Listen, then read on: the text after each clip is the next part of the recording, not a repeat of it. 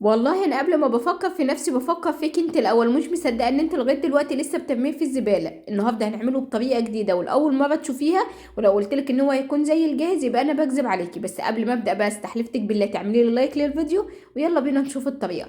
اول حاجه انا بجيب القطع اللي انتوا شايفينها قدامكم دي وببدا ان انا اقسمها لثلاث قطع. لو حجمها متوسط، ولو صغيره قوي قسمتها لاتنين، ولو كبيره قوي ممكن تقسمها لاربع قطع. المهم ان انت تعمليها قطع مكعبه بالشكل ده وتكون غالبا نفس حجم بعضها. تمام كده. بعد كده هبدا ان انا اجيب حله فيها ميه وهبدا ان انا انزل بالقطع اللي احنا قطعناها زي ما انتم شايفين كده، وابدا ان انا اخلي الميه متغطيه بيها بالشكل ده واسيب بقى عليها الميه كده لمده دقيقه واحده بس، مش اكتر من كده. هحتاج 3 حبات من البصل. هبدا ان انا اقطع البصل بتاعي لجوانح، بس جوانح تكون محمله كده، ما تصغروش او تبقى اكتر من كده، لا هو ده الحجم المناسب. هسيب بقى البصل بتاعي على جنب، وهنحتاج بقى القرن واحد من الفلفل، وكمان ممكن تستخدمي فلفل حامي لو انت حابه. انا استخدمت اللي هو الفلفل الرومي العادي الاحمر. وبعد ما قطعته الشرايح كده سبته على جنب، وبعدين هبدا ان انا اجيب حله هنزل فيها بست كوبايات او 6 مجات من الميه، ميه عاديه خالص استخدمتها من الحنفيه.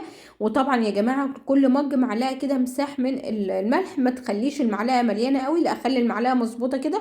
على 6 معالق ملح هضيف معلقه كبيره من السكر، عليها معلقه ونص من العصفر ده بيجي من عند اي عطار، وكمان معلقه من هريسه الشطه. هقلب كل الحاجات دي على البارد لغايه ما الملح يدوب معايا، وبعدين هبدا ان انا ارفعهم على النار تقليبتين بس كده. اول ما اتاكد ان الملح والسكر دابوا تماما هبدا ان انا اسيب بقى المحلول ده لغايه ما يبدا ان هو يغلي معايا. واول ما بيقلب معايا اول قلبه بالشكل ده هدي النار عليه واسيبه بس يغلي لمده نص دقيقه، وبعدين يكون جاهز معايا. سبته لغايه ما هدى معايا تماما. ومعايا هنا البرطمان انا غسلاه ومعقماه كويس جدا ومجففاه كمان. وبعدين هبدا ان انا انزل باول حاجه طبقه كده من عروق الكرنب زي ما انتم شايفين، عليها طبقه من البصل، كمان طبقه من الفلفل، وهكذا نعملها طبقات بالشكل ده. طبقة من العروق تاني عليها طبقة من البصل، عليها كده طبقة من الفلفل. وبنفس الطريقة بعمله. انا عملتهم كده حوالي 4 طبقات وكانوا اللهم بارك هتشوفوا دلوقتي.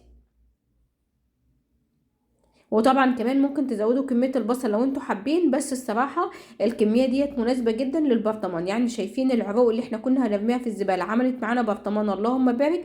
كمان عملناه بالعصفر. العصفر يا جماعة رخيص جدا، يعني الكيس انا بجيبه مليان والله ب5 جنيه. الكيس اللي انتوا شفتوه اللي انا اخدته منه معلقة ونص، وبضيفه على كل المخللات، وبصراحة بيدي تيست حلو جدا زي الجاز واحسن كمان.